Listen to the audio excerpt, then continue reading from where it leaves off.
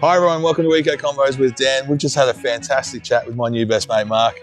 Mark from Self-Sufficient Me. We talked about everything from his background in the military all the way through to where he is now with gardening and his YouTube channel. Look, it's a great chat. You're going to get a lot out of it. I'm sure you will. So, mate, let's get into it.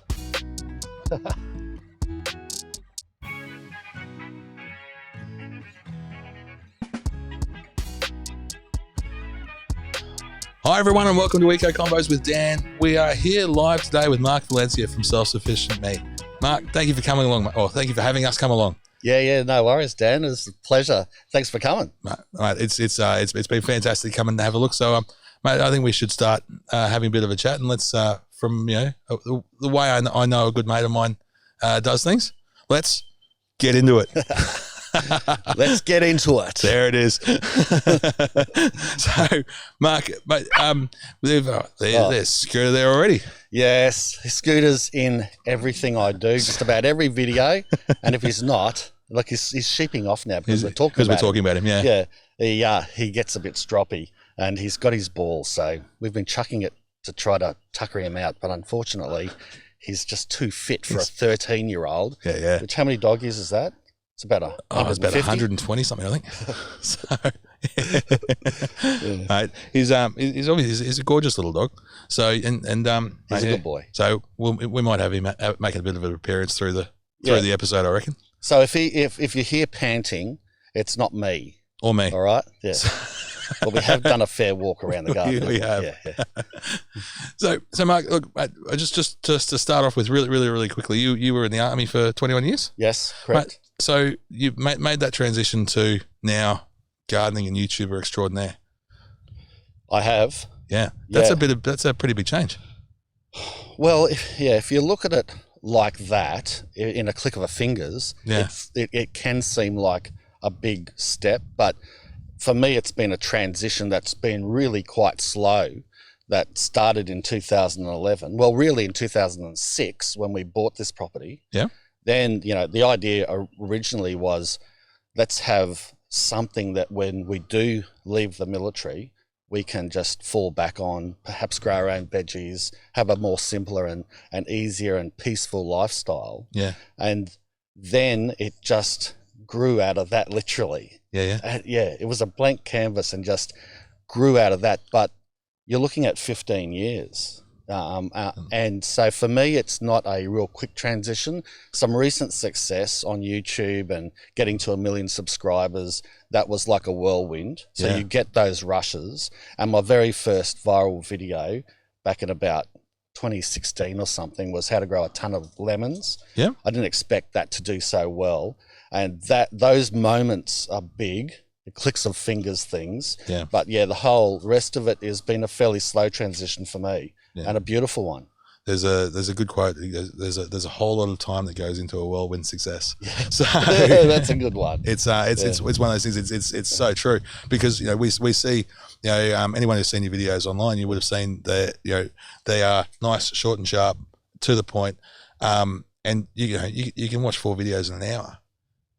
That's a lot more than an hour's work, isn't it? So so those are the things that a lot of times sitting at home we don't take into appreciation. Yeah, true. That's a interesting way to put it, and I never thought of it like that before myself. Yeah. But 4 videos or so in an hour. Yeah, each video for me, it takes much longer than that. Yeah. Just the editing side, a standard say 10-minute video would take me at least 20 hours to edit. But then you've got the preparation and the growing and the sometimes the scripting to get that information a little bit more succinct so that you're not boring people too much. And so sometimes some of these videos are a couple of years in the process, if you want to look at it that way. Especially if you're showing a growth period, or you start showing, you've done your compost ones where you say, look, we'll come back in a couple of months and see what it's like now. Yeah. It's very, very easy to skip over and not recognise that. So, Mark, but I think the big question I want to ask to start with is, why did you get started in doing your gardens? Not necessarily just the YouTube side of things, but the garden in particular. Yeah, the garden in particular. Well, that was, I'd like to say that, it was all the fluffy stuff. It was, I love the outdoors, and I do, and I wanted the lifestyle, and I do, but truthfully, the initial reason was we needed to slow life down a little bit, and that's why we originally got the property. So that was a dream, to slow life down a bit. Move out of the suburbs. Move out of the suburbs, slow life down. I wanted to retire from the military. I'd had enough.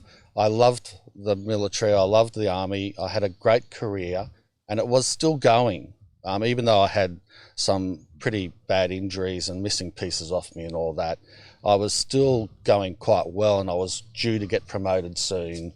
And I still had a good career going forward, but for me, I was just drained mentally. I had enough of the rat race, and I was worried about my 2 boys. So was Nina, of course. Yeah. We discussed this, and we thought, we're getting good money. We're both in the full-time workforce. We're both doing well in our careers, but we're not happy, Yeah. So Nina's your wife, and she's in the military as well. That's right. At that time, she was in the military as well. She was running a medical centre for 7,000 soldiers.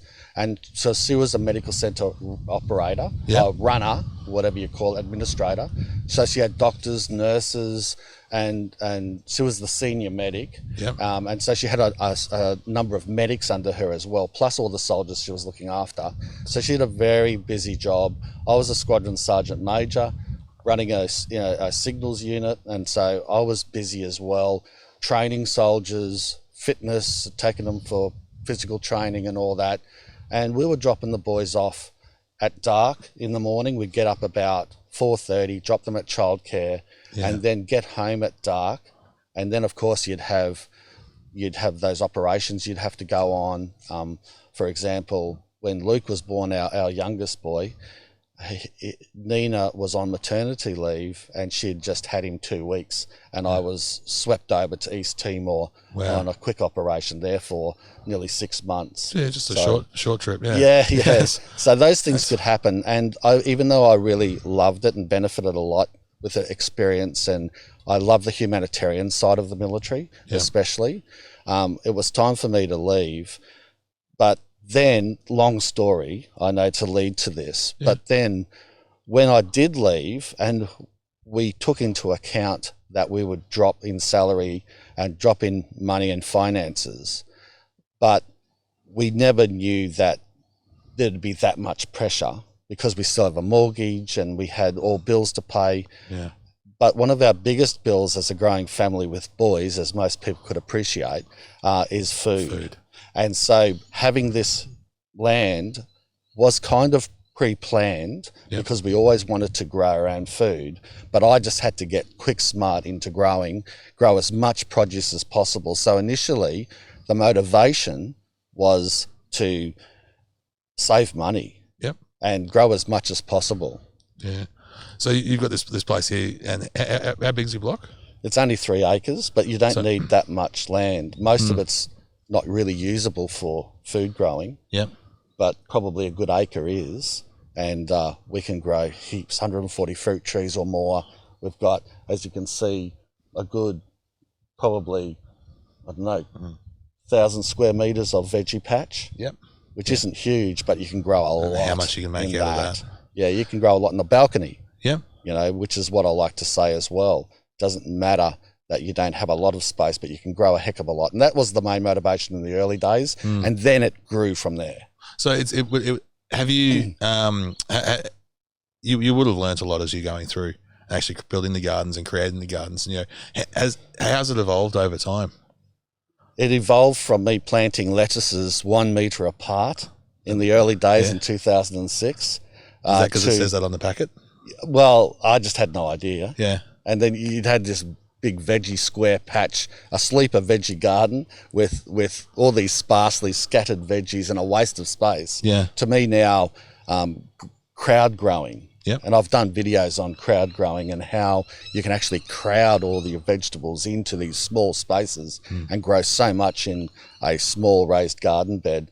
And I've just learnt over time, just through experimentation, through YouTube myself, through reading on blogs, through books, Yeah, self-taught. Yeah. Well, I mean, that's the thing. There's so much information out there, and I think one of the great things about what you've been doing has been actually collating a lot of that information and giving it to people from I want to say one source, but it's not, because you've got your website, your forums, your blog, you got everything else that goes with it as well. But essentially coming from the one place, and you can learn so much from what you're doing. It doesn't necessarily have to be via a prescribed principle of growing. You would talk about people who are, we've talked to people who are permaculturists. Yep. We talk about people doing syntropic agroforestry. It doesn't have to be done by a particular principle. You can take bits and pieces and make it work. That's right. And I don't like the pigeonholing. Yep. Let's have a drink. Yeah, why not? It's actually pretty warm today for an early spring day. And, it's beautiful, isn't it? It's lovely, and but the sun gets pretty intense. It can, yeah. Luckily, we're sitting in the shade of a beautiful mango tree that's gone to flower, and you can smell the smells, can't you? It's beautiful. In the orchard. Yeah, absolutely. Yeah. But what were you talking about? I got distracted. We were talking about. You asked me a question. Not wanting to be pigeonholed. Oh yeah, pigeonholed. Yeah, I don't like it, and I don't want to be nasty about permaculture and all that. But I just feel that sometimes when people say, "Are you a permaculturist? Are you into permaculture?" It kind of annoys me a little bit, because it's starting to pigeonhole. Yep. It's like you've got to have your veggie garden there, you've got to have nature coming into your place, you've got to have your herb garden in this particular spot near your kitchen, and all that type of stuff. I understand those natural flows, and I do love to work with nature, and one of my mottos is look and see the earth through her eyes. Yeah. And that's exactly what I mean. We don't use pesticides and that here because we don't have to, because nature helps us out. Birds eat grubs. You've got predator insects that eat aphids and all that type of stuff. It works really well, but I don't prescribe all that to one sort of certain principle, and I don't make people say this is the way I do it, so you should do it that way. I'm very careful, and people should pull me up if I do it. I'm very careful to say this is how I've done it, but your place might be slightly different. Whatever works for you, and you should experiment, because everyone's got a different microclimate, everyone's got a different type of environment, a different climate overall, different areas. Yeah. And so you just got to experiment and work with what you've got, and not try to, if you can't follow a certain permaculture principle, don't beat yourself up over it. Yeah. Because there are other ways and sometimes better ways. Those pressures, to be doing a specific thing Takes the fun out of it. Yeah, absolutely. Yeah, I can understand that. Absolutely. Yeah. It's got to be fun. Yeah. If you're doing this for lifestyle as well as, saving money and all those things encapsulating, you need to mainly have fun and enjoy this. Otherwise, go live in the city and let someone else cook all your food and grow it all. Yeah. Yeah. Have you noticed there's been a big difference in, I think growing, cooking your own food's a big part of your life. Have you found the difference in actually the quality of the produce that you got coming out of your garden as opposed to what you can say buy at the shop?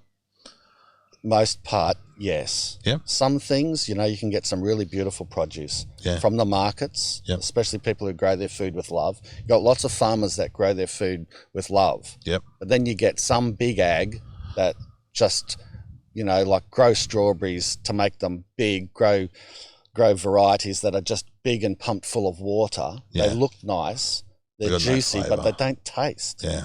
And, that's what I mean. But then you've got strawberry farmers that grow with love, and they will make sure they got the right variety and they taste beautiful. So it's hard to, to just, again, do the pigeonhole thing. Yeah. But on average, you can't beat the freshness of your backyard produce. Yeah, absolutely. For a number of reasons. Yep. The first one is that growing with love. Yep. Then you've got transportation and how old is that food. Yep. Because once you transport it, it's going to take longer to get there. The nutritional value drops considerably day after day. So if you're eating it fresh from the garden, you've just harvested a broccoli head and you whack it in a steamer and bang, it's on the table. It's got no time to go off or anything like that. You know? So that is really, one of the main factors of why your food tastes good. But then you're also growing certain varieties that are meant for taste that just aren't good commercially. Yeah. Mulberries is a classical example. It's hard to get mulberries unless they're in a pie commercially. Yes. But because they just deteriorate so quickly. Yes. You grow them in the backyard, you can pluck them off the tree, and when they're in season, there's nothing better. Yeah. Nothing more glorious. That's right. And than it's a so fresh simple. mulberry. And we were saying Japoticaba is another one as well. Yeah. So many people have never heard of it because you can't buy it in the shop. No, yeah. It's an amazing little fruit. Yeah, that's right. Yeah. So these are the sensations that you can have by growing your backyard produce. And that's where you get that delineation. Like a tomato that might be a beefsteak variety that I have seen in certain markets, to be fair, and some of the overseas countries do it much better than Australia. So like France and Italy and all that, they will sell these beautiful heirloom type tomatoes in the markets and even in the supermarkets, and they do a good job at it. But their country isn't as big maybe, and there's not that many differences in temperatures and stuff, so that maybe the transportation isn't as much of a problem. Yeah. But here, a lot of the time, the standard tomatoes you get in the supermarket are picked green. Yeah. They're ripened with ethane gas, and they're just ripened for the shelf. They look ripe, they look red, but they taste awful. Yeah, they look reddish. And there's so much of a difference between a tomato you grow in the backyard and something you buy in the supermarket. 100%. 100%. So, in terms of wandering around your garden, and I think you said the idea of you growing with love. You know, that idea, it speaks so much. And it goes into so much of what you're doing here, but also the result you get at the end. Because if you're going in with love, you're going in with the idea of you wanting to look after your plants, and love the fruit that's going to come out of them and the food that's going to come out of them. You're going to treat them well. Yeah. You're going to give them what they need. You got to be invested in it. Yeah. Yeah, that's right. Because it's in your best interest. That's right. Yeah. So, we looking at your website and talking to you before, a big part of what you're doing as well is a health thing, both physically and mentally. That's a big part of what you do. Well, yeah. I mean, I should say that I sort of touched on that initially as one of the reasons why we moved out here was to take that, to get away. And I've had enough of the military, PTSD. It's a tough career, and so are a lot of the services, police force, ambulance, and people have terrible traumatic things happen in their life.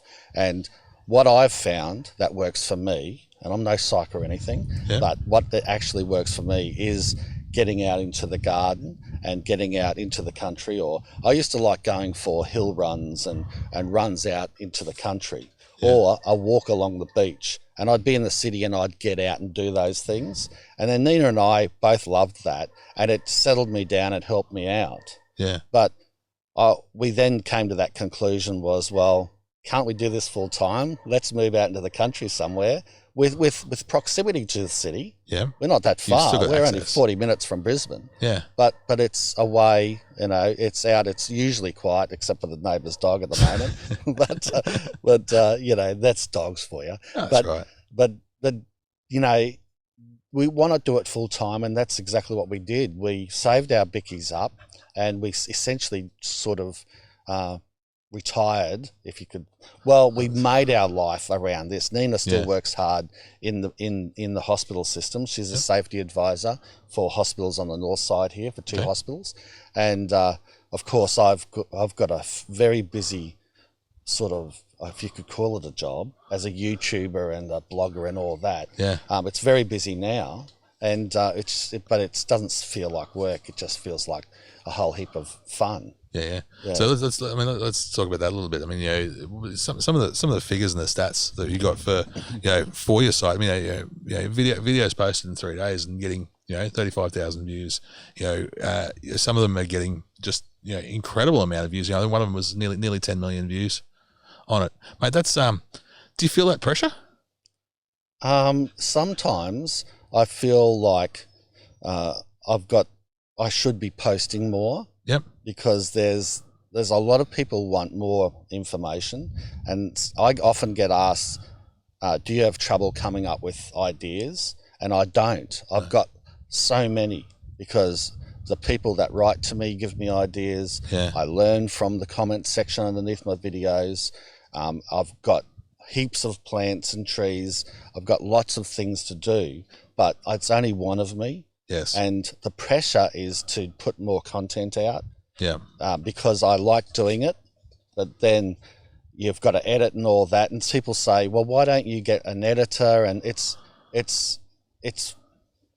like, I feel like a video, and I don't want to make it sound too sick, but I feel like a video is part of a bit of art. Yeah. And it's a little piece of me, and I use it. I use it like a painting, and so that's why I like editing my own videos and all that. So yeah, I feel that type of performance pressure in a way to get more content out, but for the most part, it's all just amazing and wow, and I can't believe my videos are so successful, and what do they see in me? I still shake my head. I literally shake my head sometimes and go, what? And I say to Nina of the night time, I go, what? How did that video get, like, it's got 50,000 views in 2 days. I mean, I just look like a doofus out there, and she'll laugh. And, I said, I've made that error there. She says, people don't care about that.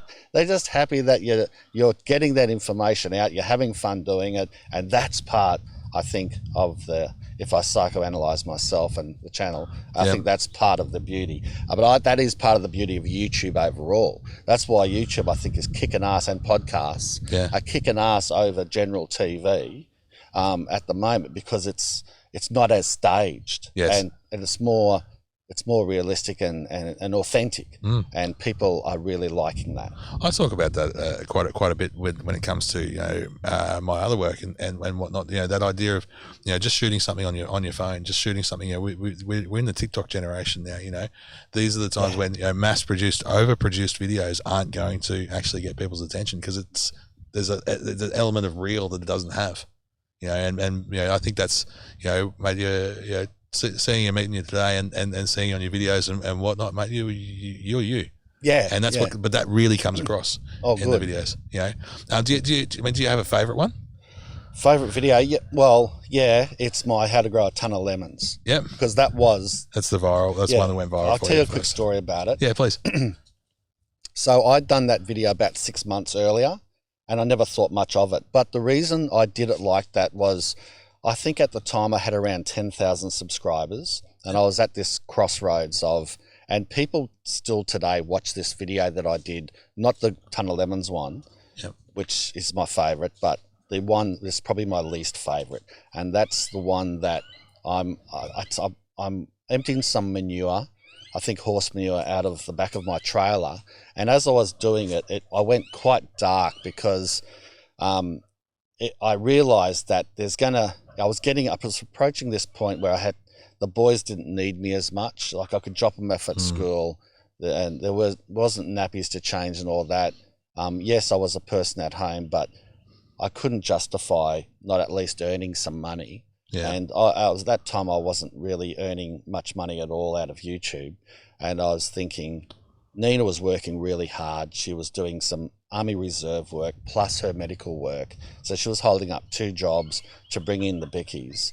And I was feeling sorry for her, and I was thinking, really, I should get a part-time job at least and start earning some coin. And so in that video, in that manure type video, I just let people know that I might not continue this on. I'll try to dabble in it because I loved it, but it just might not. I might be pushed out of it, but it's not anyone's fault. Love you guys, not my fault, not anyone's. It's just the way life is. Anyway, I got a whole heap of support out of that, and people just saying, just be yourself. We love you. Don't go, and all that. Anyway, I starting to loosen up after that for some reason. And so I had all these lemons to pick on the Maya lemon tree, and I thought, you know what?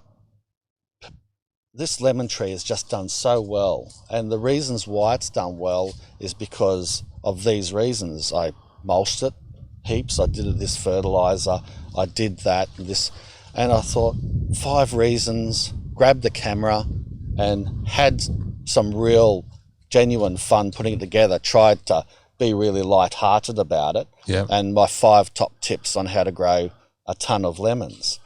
And anyway, that video just went the same as all the rest of them.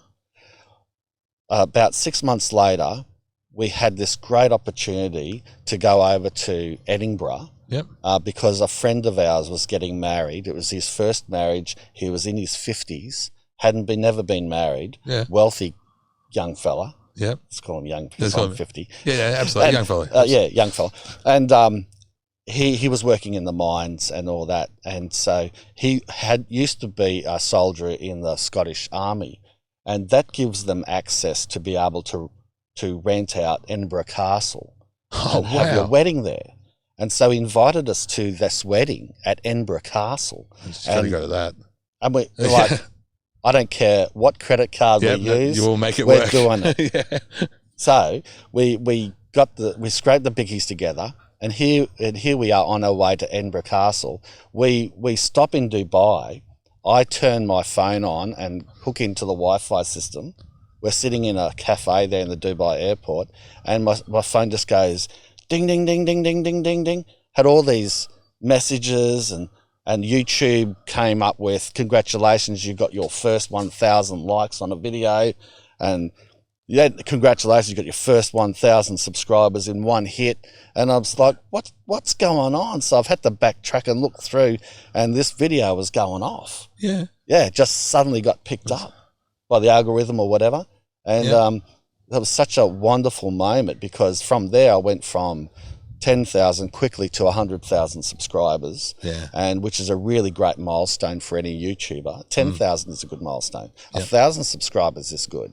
Yes. You know, but to get to all of a sudden get this rapid fire was a really great feeling, because I'd done hundreds of hours in the backyard, toiling away, and with the camera, being a doofus, trying to get good.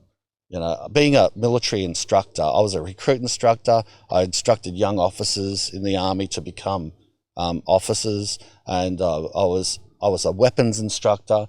I thought being a YouTuber would be pretty easy because of my instructional background, but really I was just this stiff ex-AJ, and although I had the instructional experience, I wasn't getting it through enough. Or not good enough, I didn't think. But when I loosened that up and that video went off, I sort of understood that I should be more me and less instructional, but still keep an instructional sense of what people might like to hear and be as succinct as possible. And so that's why it's my favourite video. Long-winded again, but I tell you what, it'll always be my favourite for that reason. Yeah, absolutely. You become, I mean, you obviously become more, so less focused on what you think people want you to be. And when I had someone say that to me once, is the idea of, well, be you, because people are going to love you anyway, who you are for you. They won't. Or they're not. Yeah. But there will be people who do. Yeah. And the people who do are the ones who are going to fight for you, whether you're having a good day or a bad day. Doesn't matter. Yeah, yeah. And so that's really, really stuck in quite well for me. So I mean, it's leaving the army to go back into somewhat civilian life. That's going to be a big change for you, mate. Did you find that tricky? Yeah, it was tricky for me, and also Nina. Yep. It's different. It's hard to describe it. People think you're a bit nuts bananas, you're a bit edgy. It's not that. You're not really. Yes, if you've got PTSD and you've had bad accident and you've had some terrible experiences, you can be a little bit edgy, but it's not necessarily normal conversation, and you're normal most of the time. It's usually things that trigger you off. It might be a loud noise, it might be a big crowd, it might be those types of situations. So it's not that. That's not the thing. The thing is more relating to how civilian street works. Yep. And because in the army and in the military overall, you're very regimented, and things are almost easier like that. Yep. In Civvy Street, things are like a forest. They're like, things pop up everywhere. It's unexpected. You don't plan for it, and that can be a little bit confusing. And like, things aren't as clean cut. even discipline-wise, in the workforce, Nina had some trouble. She was very professional and focused, and she didn't like, and a lot of guys are like this, you don't like people being slack. Yeah. And so you'll have a go at them, and you come across then as too harsh. Yeah. And, you're a military moron, that's probably why, And okay, I guess a little way that could be true. So you got to tone it down a bit and relax more and become more of a civvy, and then you start to blend in better. Yep. And those guys who can't do that, they have a tough time until they realise they just got to leave go a bit, and it's more you and not them. Yes. Yeah, you got to still be professional as much as you can and do the best you can, but sometimes you got to leave go a little bit in certain areas, and that way you'll be perceived better, and you'll blend in better to the civvy world. So I think that is probably the hardest thing that we had. I mean, for me, I tried my best. And I'm still part of our tennis association, so I joined that to improve things and get some lights for the tennis, for our local tennis centre, and I love playing tennis and all that. But initially, I was, quite frustrated. Yeah. But now I'm just one of the tennis guys there, and one of the people that we work things out and all that, and I'm not frustrated anymore. Yeah. So do you think that you've had some sort of being able to having obviously time makes a difference, but also but getting in, we were talking about the idea of being that almost therapy, being here and getting into the garden, getting your hands dirty, has that's helped you as well? Yeah, realizing that earlier on is the key. Is knowing that we've got these issues that can become a problem if you let the gorilla get out. But how do you curb that? Where's your happy place? Yeah. And we found earlier on, through that experimentation, like I said earlier, hiking, jogging in the wilderness kind of thing, and getting out into nature, and then pulling back on one of the things I enjoyed in my childhood. I used to go for holidays at my uncle's dairy farm and milk the cows at 3 a.m. Yeah. And my other mates thought I was crazy. I really loved it. Yeah. I enjoyed it. It was just being out in the country and that. But then I realised that this is what I needed, and for me especially. And I think you're right. I think that has helped a lot to just heal me. Yeah. Yeah. Yeah. That's quite beautiful. And a story you hear a lot from people who are able to spend more time in the garden, actually spending more time in doing that. That's fantastic, mate. Look, I want to ask, for people who are just getting started with. We talked about the idea that there's a lot of people who are starting to start a little bit more with a little bit more on the idea of slowing things down a little bit. And the last 18 months has certainly caused people to take stock. Yes. For people who are saying, right, well, I want to start, I want to jump in. What would be some of your best advice for them? Well, I would say start off small. Yep. Don't be too ambitious. Just want to maybe start off with 1 or 2 garden beds, and so something you can handle to start off with. Yes. Because you will empire build. There's no doubt about it. But you don't need to start off with the mansion of a garden to begin with. You want to enjoy that slow growing process. Yeah. It's all part of it. And you don't have to, build yourself up to this. Like I said, it took 15 years to get this, and it's still going, and it will always evolve. And the garden beds will always need replacing, and trees replaced and all that.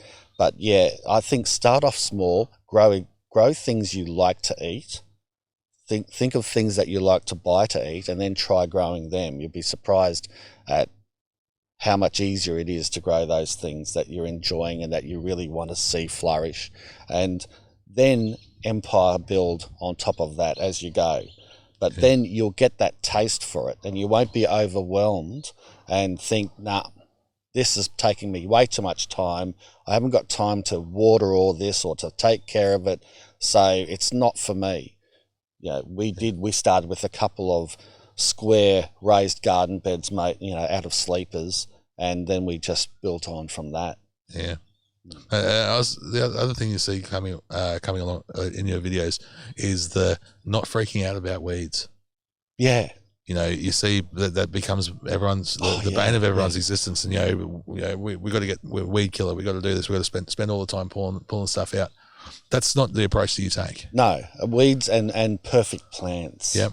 If you look around, especially our citrus and that, you'll see that there's leaf miner in the leaves. There's gall wasp in some of the grapefruit branches. There's all sorts of problems, but unless it's a small sapling and you need to get that going and it's starting to make it sick, you don't need to worry about it. Mature trees and that might look a little ugly here and there, but it's sort of hands-off approach that really does work. Yeah. We got so much produce here and we just got to constantly juice things up to get rid of it, which is nice, but it doesn't make that much of a big difference. People get wrapped up with having the perfect leaves on each tree, having to have their garden perfectly manicured. And if is that your style, if you're the lawn man or whatever, and that's what makes you happy and you've got to have everything perfect and you're out there manicuring those lawns and that, I take my hat off and it's cool. And if that's what making you happy, I'm not going to poo-poo that at all. Yeah. But if it's stressing you, don't worry about those weeds so much. Enjoy it. But that's probably one of the reasons, as Scooter gets wrapped up in the cord. Yeah, you get wrapped up in the headphone cord, yeah. It's probably one of the reasons that I love the raised beds so much. Yep. Because as I'm getting older and with all my injuries, Scooter, go over there. Good boy. With all my injuries and getting older and all that, it was becoming a bit of a chore, bending over all the time and pulling weeds around vegetables. Yeah. Raised bed gardening fixed that for me because I'm standing up and it's not as hard. It's not as hard on your back. It's not as stressful then. Yeah. So it's taking that away. So come up with those solutions and don't worry so much about looks that much. I mean, weeds, yes, they can be bad in some areas and all that, but generally they don't hurt, and they do bring in a lot of bees and native insects and that into the garden anyway. Absolutely, they do. So a few don't hurt. Yeah. In fact, they're probably beneficial. Yeah. That's right. Yeah. And you can eat some weeds too, dandelions and all that. Yeah. I had a little talk about cobbler's pegs. What was the what? They are a mongrel of a weed. They are a mongrel of a weed, but you can eat them too. I mean, you don't eat the pegs, but the leaves. Yeah, absolutely. The leaves. I was talking to Kate Wall. She was doing a big thing on weeds, and the leaves of a cobbler's peg. You actually put it through a stir fry. It's almost like a spinachy sort of a peppery sort of flavour you get through. Yeah, absolutely. They grow like weeds here. They're funny that. No, I said that was the scourge of my existence. I said, my cat keeps on bringing in the bloody cobbler's pegs, and she said, I wish I had your problem. And I thought she was nuts. And that was when it was saying about the fact you can eat them. Can you hear the cogs grinding in my head? Yeah. I will seriously want to eat some now. I've done it. Have you? Yeah, absolutely. I had to try it. Yeah. And so like I said, you whack it through a stir fry. Yeah. And it works like a bit of a seasoning sort of spinach. So it's like really cool. Like rocket. It's a bit like that peppery. Not quite as peppery as a rocket. It's more milder than rocket. Milder than rocket. Well, that'll be all right. Yeah, and it wilts down. It's just okay. There you go. See, a little tip for everyone out there as well. Yeah. So, no, weeds aren't always what they're out to be. Get them before they turn into cobbler's pegs. Yes. Yeah. Well, it's just the leaves, and but you can take them off anytime. Wow, that's great. See, that's it. I've learnt another thing today. Hey, we're learning all the time. Yeah. So mate. Look, I want to ask you for one last piece of advice. So in terms of getting out there and getting stuck in and being yourself, what do you find is your biggest difficulty you have here in your garden? The biggest difficulty, the hardest thing in the garden. The hardest thing in the garden for you to get over, and how do you get around it? Well, it's not watering. Yeah. Because I like watering, even though we've got a big garden.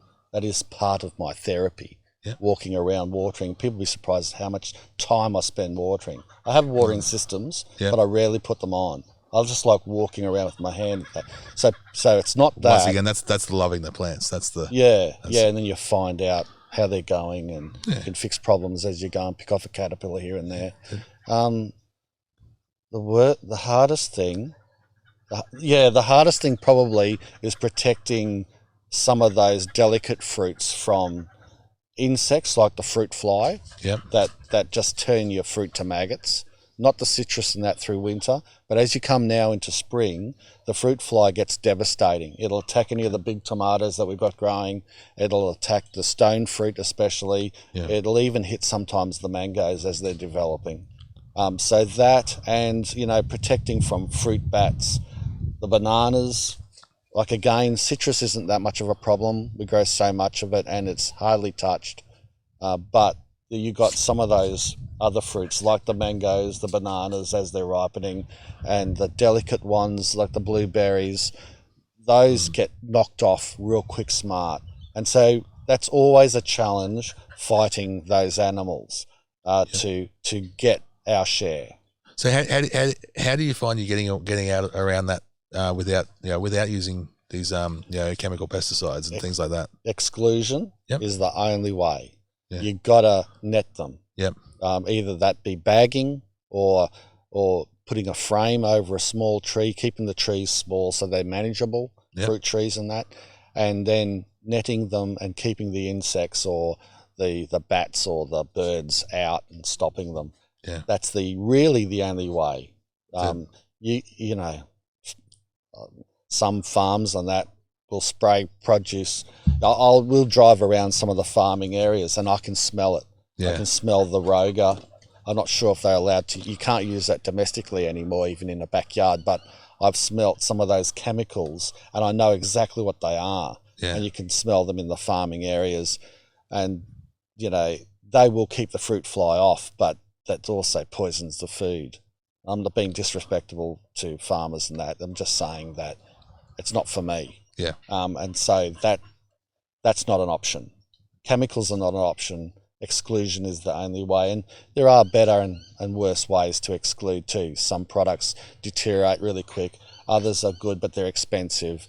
So sometimes you sort of have to knit your own. I've made some mango exclusion nettings and I've wrapped them up in the fiberglass mosquito netting to stop the fruit fly from getting them, and it's also strong enough to stop the fruit bats from biting through. Sometimes they might hang off them and they'll drop because they're nearly ripe anyway, which is fine. You'll find them on the ground still wrapped up and they're fine to eat. But it's time consuming and it's probably the biggest problem. Okay, but I think that's the good thing about that is for anyone who's listening or watching is the fact that it's time consuming, it's frustrating, but it's not the end of the world. No, it's not the end of the world. We can work around everything. And the other way around it too is by growing more than you need. And that does help because sometimes there's not the cockatoos and the parrots and the fruit bats and the possums can only eat so much. And if you've got several trees full of mangoes, you're going to get some. That's absolutely, mate. This has been a fantastic chat. So one of the things we do towards the end of each episode is we run through and we do our 6 in 60. So you've got 6 questions in 60 seconds. So quick fire questions. Right. Okay. In 60 seconds. I'm a bit of a waffler, so this is gonna be hard. Not too many people have been able to get it to the 60 seconds. So it's all good. Okay. I'll take that as a challenge. All right. There you go. Yeah. All right. What's a personal habit that contributes to your success? Personal habit. I was just going to say just being genuine and authentic in myself. I suppose that could be a habit. It's not really a habit. Well, there you go. We've got to move on. Next question. All right, that's a habit now. What's the best advice you've ever received? Surround yourself with good people. What's the one thing you're most fired up about today? This podcast. Oh, he's a legend. So, okay, if you could recommend one other book or podcast to our listeners, what would that be and why? One other book or podcast? Well, probably anything on self-sufficiency. I just can't think of the name of it now. All right, self-sufficient me is a YouTube channel you can watch. That's going to keep you. Oh, you mean my channel? No, that's gonna, yeah. That was obvious. I was going to try to give a plug to someone else. That's right. You come up with something. We'll whack in the comments, eh? Okay. All right. Yeah. So, what personal goals are you hoping to achieve in the next 12 months?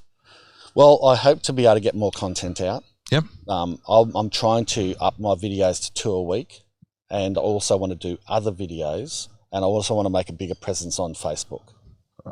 Perfect. Mate, the mystery question that trips everyone up. What's the most embarrassing thing you've ever worn and why? Well, I wore a gladiator suit at a function, at an army function once. It was just a fancy dress thing, and it was really short, like the skirt, sort of gladiator skirt. Yeah. And I got quite a bit of stick over that. It's awesome. Yeah, bringing out the inner Russell Crowe. Yeah. Mate, I think we did pretty well. It was 110 seconds. Oh, was it? So that's awful. That was double. Well, it was double, but some of them we've had others going for over 5 minutes, so you did all right. Oh, okay. Oh, yeah, really? yeah, absolutely. Yeah, it's so yes, no, there's always stories. Doesn't it go so fast though? Talking, it does. Chatting, especially about things you enjoy. Absolutely. Yeah, no, it's all of a sudden the time keeps on coming up, and I just, it's really, but I've got other stuff I want to say. Yeah.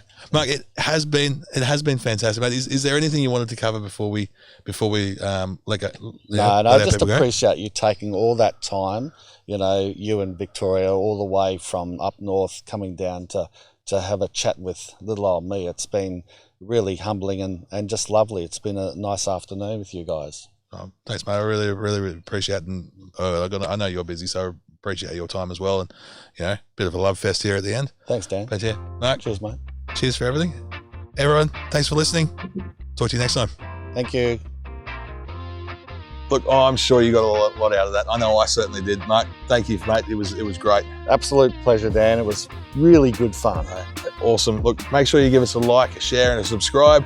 Check out Mark's channel, Self-Sufficient Me and Self-Sufficient Me Too. Yep. And also the blog and the website at selfsufficientme.com. That's it. Guys, this is fantastic. I really enjoyed that. I'm sure you did. All right. Talk to you next time. Cheers.